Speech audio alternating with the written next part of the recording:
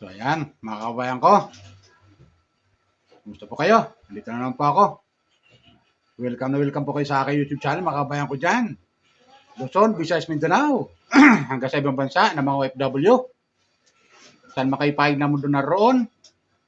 Sana po nasa mabuti kayong kalagayan at malayo sa karamdaman ng mga OFW. Mga viewers ng mga charity vloggers.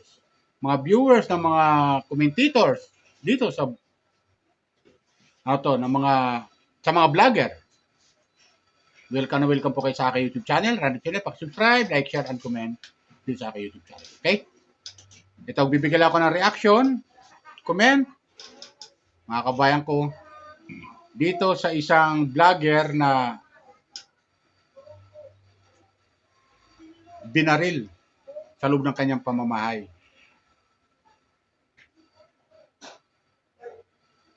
Alam nyo, mga kabayan ko, nakakalungkot yung pangyayaring ito dito sa isang vlogger na si Mima Alicia. Mima Alicia, mga kabayan. Talagang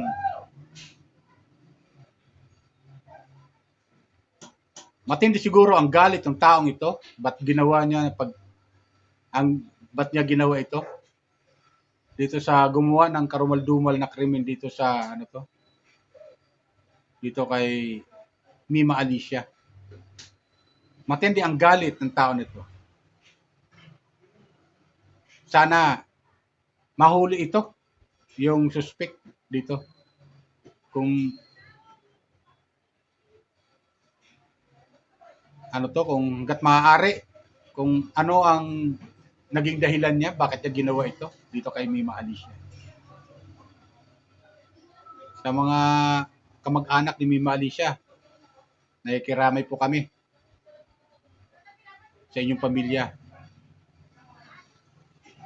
sa pangyayaring ito kay Mima Alicia. Condolence po. Alam nyo, ito lang masabi ko, mga kabayan. Ito kasi si Mima Alicia. Matindi kasi ito kung magsalita dito sa pagbablog niya, sa pagla-live niya. Patungkol sa kanya, tungkol sa mga nangyayari dito sa ating bansa, lalo-lalo sa mga politiko na napag-uusapan dito sa mainstream media, sa social media. Itong si Mima Alicia ay kung magsalita ito talagang bukal sa kanyang kalooban yung sinasabi niya. Bukal sa kanyang kalooban kung anong pinaparating doon sa tao na tinatutungkulan niya. Kung sino man, yung tao na yon, talagang sinasabi niya yung nararamdaman niya kung ano para yung tao na pinagsasabihan niya ay kahit paano matauhan naman, mga kabayan. Parang ganon eh. Naglalabas lang siya ng kanyang saloobin. Pero sa pangyayaring ganon, ginawa niya, meron ata hindi nagustuhan yung kanyang sinabi at ito ang sinapit ni Mima Alicia.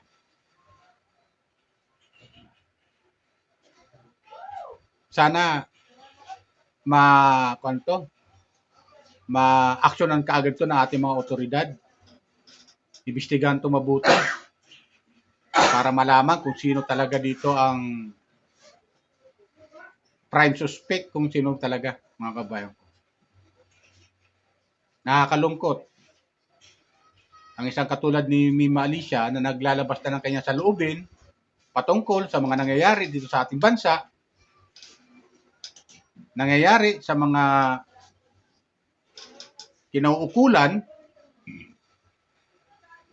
naglalabas na ng kanyang saloobin, pero ang sinapit niya ay eto, mga kabayan. Ayan, makita nyo sa gilid ng aking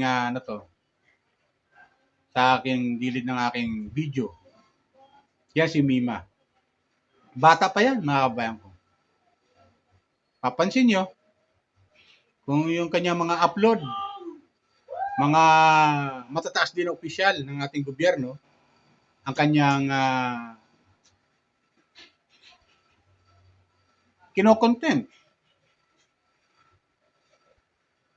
Kung ano yung mga kung ano yung mga napag-uusapan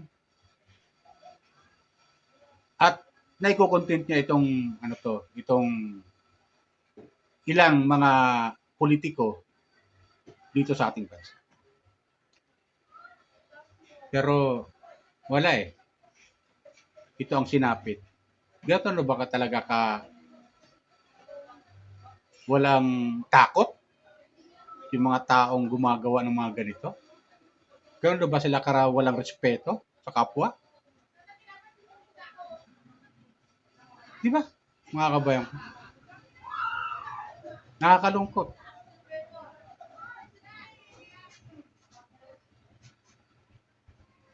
Di na talaga sila natatakot sa ganitong mga pangyayari.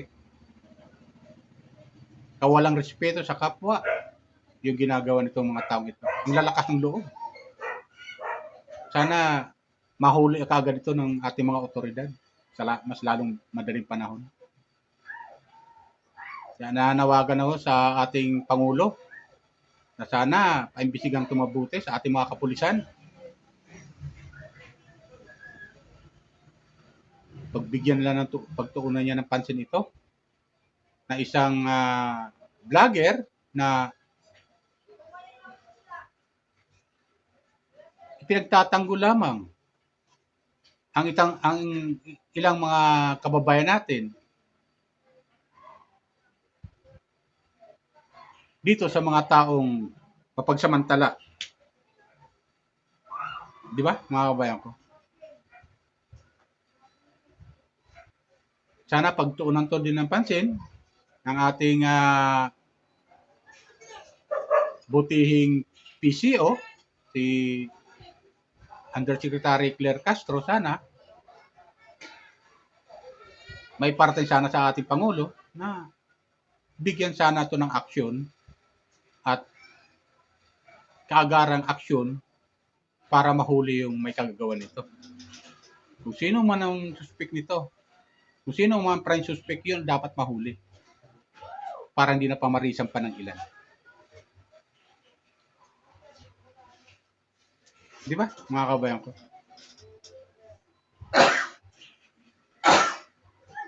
Nakakalungkot ang isang katulad ni Mima Alicia na ginagawa lang ang kanyang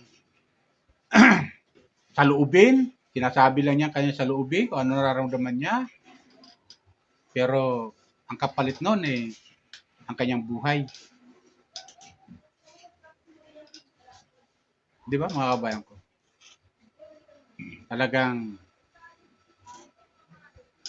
hindi marunong matakot ang may kagagawa nito. Hindi marunong matakot. Malakas ang loob. Dapat mahuli ang may kagagawa nito. Talagang nakakalungkot lang. Maganda rin to, mga kabayan ko, yung kanyang mga topic yung mga content niya. Maganda rin Iyon naman, yung ginagawa lang naman niya na para pagising lang doon sa mga taong pinatutungkulan niya. Na sana magising sila sa katotohanan. Di ba ganun yung mga kabayan ko? Naglalabas lang siya ng kanyang saloobin na yun ang nararamdaman niya Ba't kailangan pang kunin ng kanyang buhay? Na pwede naman kung tutuusin, pwede naman kasuhan itong si Mima Alicia at hindi naman kailangan na kitilin ang kanyang buhay. Di ba? Ba't gano'n naman?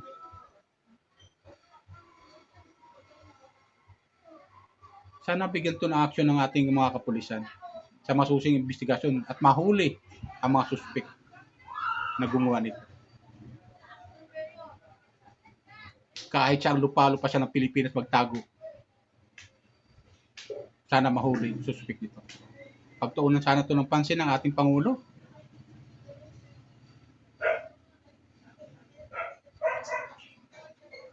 Pagtuunan sana ng pansin ito ng ating gobyerno sa pangyayari nito. Dahil pag ganito ang mangyayari sa mga vlogger na naglalabas na ng kailang saloobin sa ating mga opisyal ng gobyerno na gumagawa ng hindi kanais-nais, wala. Ano pa ang magiging ng ating gobyerno nito? Ano pang mangyayari sa ating bansa? Pag ganyan.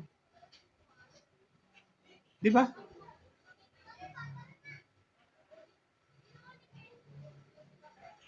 Walang sino man ang may karapatan kumitil ng buhay ng may buhay. Diyos lang ang may karapatan na bumawi ng buhay na ipinahiram niya doon sa taong may buhay. Di ba ganun yun, mga kabayan ko? Sana makonsensya yung gumawa nito. Sumuko siya ng maayos kung bakit niya nagawa ito sa isang tao. Ano ba naging kasalanan sa kanya nitong taong ito, ni Alicia? Ni Mima Alicia. Ano ba naging kasalanan sa kanya? Ba't niya nagawa ito? Sumuko siya ng maayos.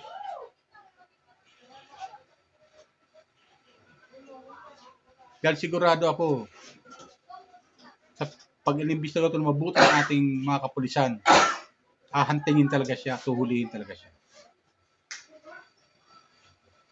Sana ngayon pala sumuko na siya. Makonsensya sana siya sa ginawa niyang pagkitil ng buhay ni kay Mima Alicia. Ano naman naging kasalanan ni Mima Alicia sa kanya? Ba't naman ginawa niya to? Kung napag-utusan man lang siya, dapat sabihin niya kung sino yung prime suspect. Pangunahing suspect. Kung inutusan man siya. Di ba mga kabayan ko? Nakakalungkot lang.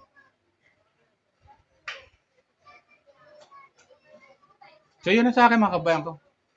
Di ko na pahabayan yung aking sasabihin. Kala ako ng pakikiramay dito kay Mima Alicia sa kanyang pamilya. Sana wag yung tigilan na mahuli ang suspect. Ipakuha nyo talaga sa mga otoridad natin kung sino talaga ang may kagagawa nito. At sana mahuli at makulong. Pagdusahan niya yung ginawa niya. Di ba? Ganun yan mga kabayan ko. Siya na sa akin. Nakakalungkot lang. Ulitin ko ulit. Kay Mima Alicia, sa kanyang pamilya, condolence po. Kiramay po.